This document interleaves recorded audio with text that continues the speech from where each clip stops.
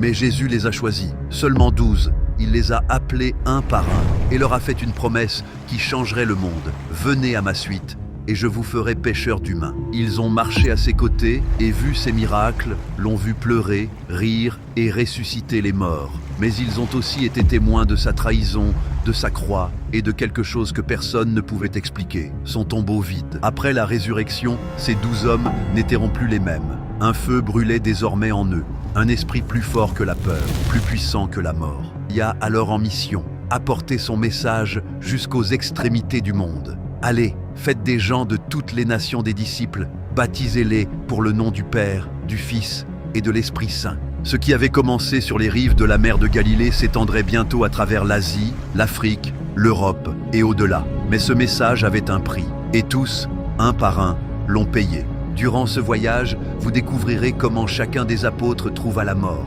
Certains furent crucifiés, d'autres écorchés vifs. Certains moururent seuls, d'autres ensemble. Mais tous choisirent de mourir plutôt que de renier Jésus. Prépare-toi, car ce n'est pas simplement une histoire écrite en lettres de sang. C'est le récit du sacrifice des pères de l'Église. Ce que tu t'apprêtes à voir n'est pas uniquement la fin tragique de 12 hommes. C'est le commencement d'une foi que rien ne pourra arrêter. Étienne. Le premier martyr arriva rapidement. À peine 2 années s'étaient écoulées depuis la crucifixion du Christ, lorsqu'un premier disciple offrit sa vie pour témoigner de ce qu'il avait vu. Il s'appelait Étienne, et sa foi allait le conduire à affronter le premier grand martyr. Il ne faisait pas partie des 12, il n'avait pas été appelé en Galilée, ni partagé le pain lors du dernier repas. Pourtant, il appartenait à cette toute première communauté animée par un feu nouveau. L'Esprit Saint brûlait en eux, et parmi tous, Étienne rayonnait intensément. Les Écritures racontent qu'il était un homme plein de grâce et de puissance, accomplissant des prodiges admirables parmi le peuple. Mais ce n'était pas seulement ce qu'il faisait qui dérangeait, mais aussi ce qu'il proclamait. Étienne parlait avec une autorité qui ne venait pas de ce monde. Sa voix proclamait le nom de Jésus, ses mains guérissaient les malades. Les foules le suivaient. Les chefs religieux voyaient avec inquiétude le message du Christ se propager sans contrôle. Ils considéraient Étienne comme l'un des principaux coupables. C'est alors qu'un groupe d'hommes de la synagogue, appelés les Affranchis, se dressèrent contre Étienne.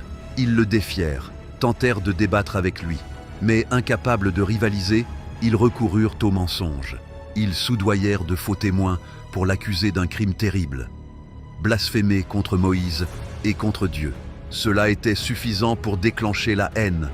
La rumeur se répandit comme une traînée de poudre, le peuple fut agité, on traîna Étienne à travers les rues de Jérusalem devant le Sanhédrin, portant contre lui de fausses accusations, exactement comme on l'avait fait contre Jésus. Mais Étienne ne trembla pas, il ne se défendit pas, il ne chercha aucune justification. Il ouvrit simplement la bouche et le ciel parla à travers lui. Depuis Abraham jusqu'à Moïse, depuis le temple jusqu'aux prophètes, il rappela toute l'histoire d'Israël. Puis, tel un éclair fulgurant, il lança la vérité que nul cœur endurci ne veut entendre. Hommes au cou raide, vous résistez toujours au Saint-Esprit. Le Sanhédrin s'agita sur ses sièges. La colère commença à monter tandis qu'Étienne